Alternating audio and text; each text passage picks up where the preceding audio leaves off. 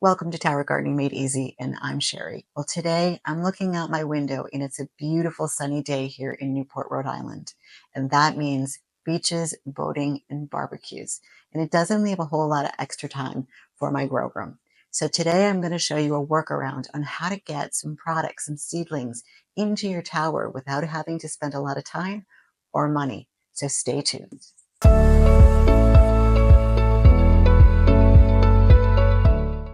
Hey guys, welcome back. So I'm going to show you by using some local product from here in our nurseries on the island. And you have them in your town too, in your big box stores like Home Depot and Lowe's, even some of the other ones like Costco's and BJ's, they have them too. So what I'm going to do is I'm going to show you by taking some pepper plants that I bought, like I said, at a local nursery. And I'm going to take you through the process of taking from a soil-based garden and making these pepper plants into your hydroponic, aeroponic, hybrid system and grow them right in your towers. It's very easy. So let's go ahead and do that now. Okay, so let's just take a look. So I bought 4 of these hot Portugal peppers, and I bought 4 of the red sweet peppers at a local nursery here on the island. So the first step is um, bringing them into the house. That's probably the most important thing.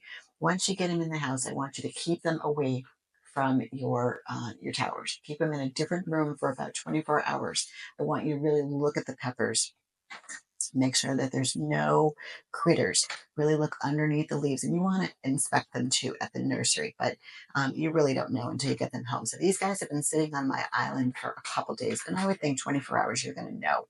You'll see things flying around, but you want to be very careful not to introduce anything into your towers if you're growing inside. If you're outside, and still you want to inspect them, but you're going to be outside with the elements and with critters as well. But this is for indoor. So they sat on my island for about a couple days, but 24 hours. I was ready to go ahead and plant the first one, which is doing just fine.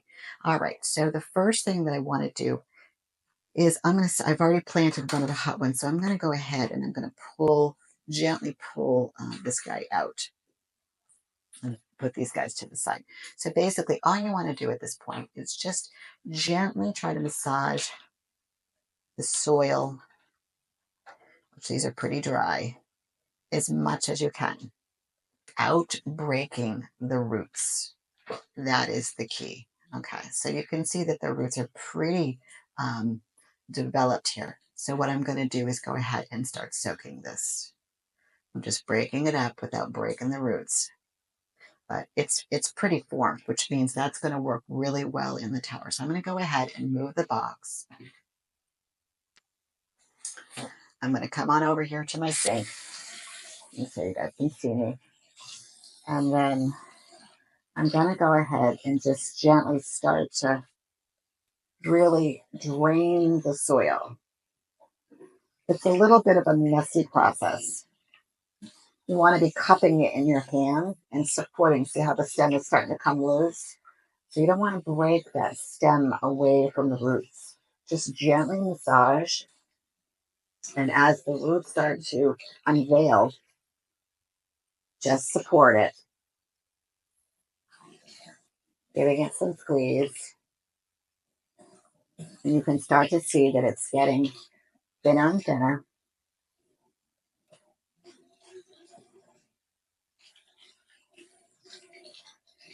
And keep supporting it because you don't want to break that stem from the core of the root. And it's just using your fingers, just keep massaging it. Laying it, on flat now. And you really need to get as much of the soil away from the root. So it's going to take, a few minutes to really clean it up. And the reason why I say that is you don't want the soil to be rinsed down into your reservoir of the tower. You want to keep your reservoirs as clean as possible so that it doesn't mess with your pH or the nutrients that are in there. You're going to see some vermiculite. Pick it out. Again, just massage.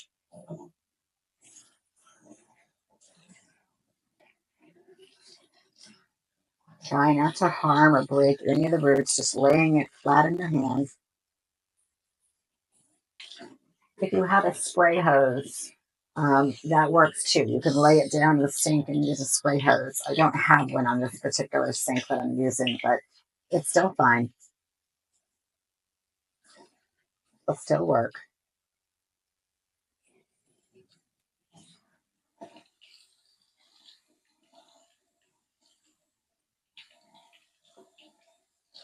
And the roots all look nice and healthy.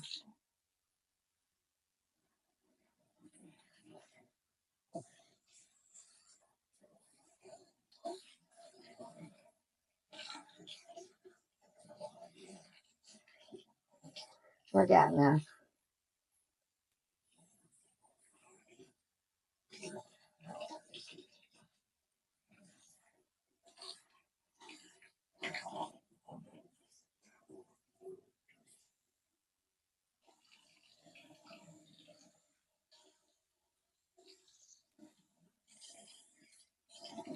Starting to see a little transparency through the dirt.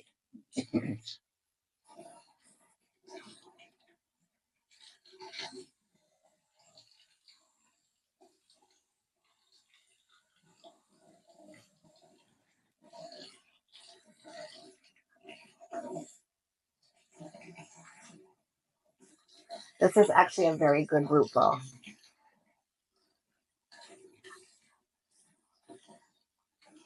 You just be patient. Just keep massaging the dirt out, and the water is kind of coming pretty clear. But again, I just want to get anything that could potentially be harmful to the reservoir out.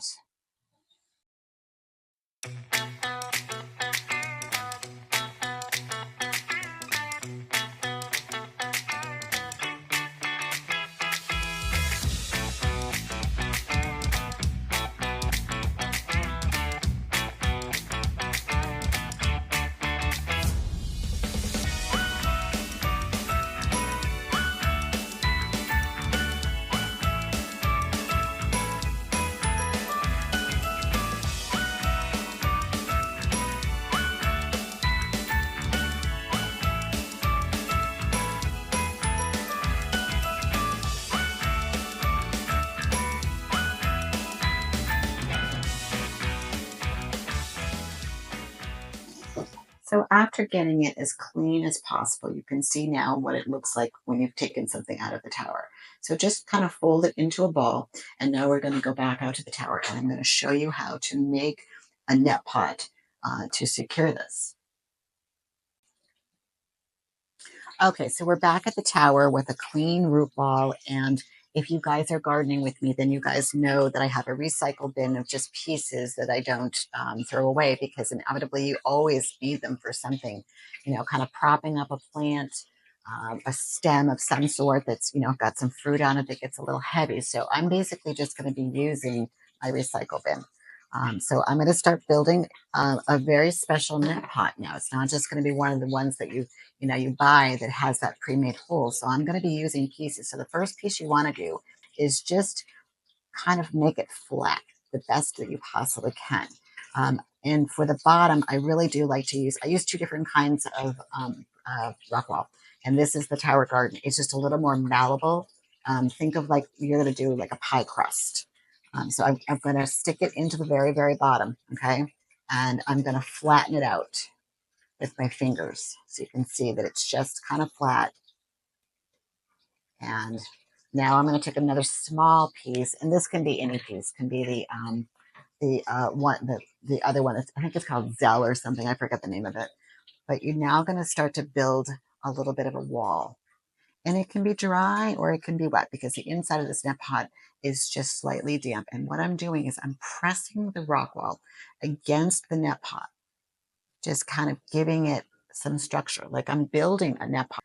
So this is too big. So I'm just going to do just a little bit right there. So fill it up so that, there's about half an inch to the top.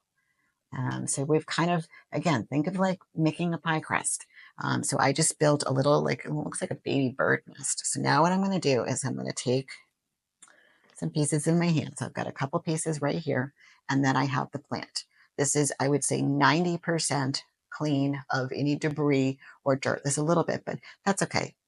I'm all right with that. So what you want to do is gently go ahead, take your pepper or your seedling. You can do peppers, you can do cucumbers.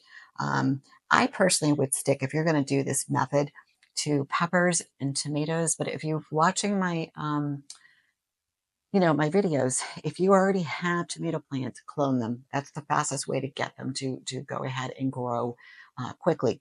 But peppers take a very long time. So if I scroll up right there, those are the peppers that if you watched my live a while ago that I germinated from some store-bought peppers, that's how big they are. And it's been many weeks. So they're now in the tower, but they're still teeny tiny. So skip the process and go and get where our local nurseries now have tons of stock. Just look for varieties that are smaller and give it a shot.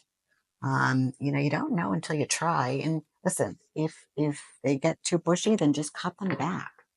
It's not a big deal. So see what I'm doing is that I'm literally just taking tiny bits as I'm holding this dead center, and I'm just slightly putting it in there. And I'm slightly just gently pressing down on top of the root wall. And you want to do this slowly and evenly as you fill in that gap that you left. Think of the pepper as the center of the pie. You're filling. And again, just a little bit right there. Give it a little squish. This is why I don't throw out rock wool. Just gently press. And the pieces that I'm using now are they're relatively dry. Now look at it's standing up on its own, but I'm going to continue to use some little pieces to keep filling it in. I'm going to put some in the back because inevitably that root system is going to grow through the rock wall into that net pot and then down into the reservoir. So I want to make sure that it's really secure. I don't want it to get top heavy and then kind of come forward. Again, I'm just squishing little bits, slightly tapping, and filling it in. Now, I will say by doing this, not only you're going to be, lessening your time with your nursery and getting, peppers faster to your table, um, there will be a transition from the soil base to the hydroponic. So what you want to look for, you may actually lose a couple of these bigger leaves as it goes through the transition phase, but you want to look to the center for new growth. So don't worry if some of these outer edges get a little, wonky. Just look for the new growth. That means that the root is now growing into the base. It will shed off some of this older stuff, and it has now officially transformed from soil base to hydroponic aeroponic, okay, to our hybrid system. So this is pretty full. I'm just going to put a little bit right there in the center. I want that stem as it grows to be really supported. Okay, so that looks pretty good, right? So I'm going to back this up so you can see this tower. So I did a video last Saturday of just working in the grow room for about 6 hours. And none of the footage, believe it or not, made it. I was using a special kind of camera. It was going onto an SD card. So I lost 6 hours of work. So this was the pepper tower. And what I did was, as you can see on the very bottom, this was the existing um, pepper plant or tower. And I just shaved off all of this and I really got in here and trimmed it back. And I just kept these peppers so that I have some peppers that I can eat. Now, the next section, which is right here, will be my turnover from the local nursery.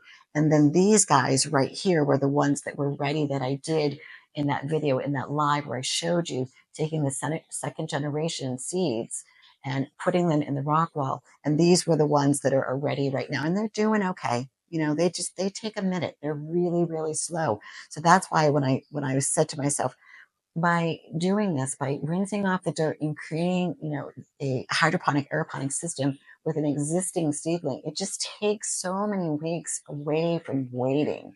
So I'm really excited. I did one the other day. It's right here. And it's doing just great. Again, there will be a transition phase, but I see new growth in the center. So don't get, worried. Um, yeah, you definitely want to try that out. So thank you for joining me, and we'll see you very soon in the next video. And be sure to catch that podcast too. Thank you.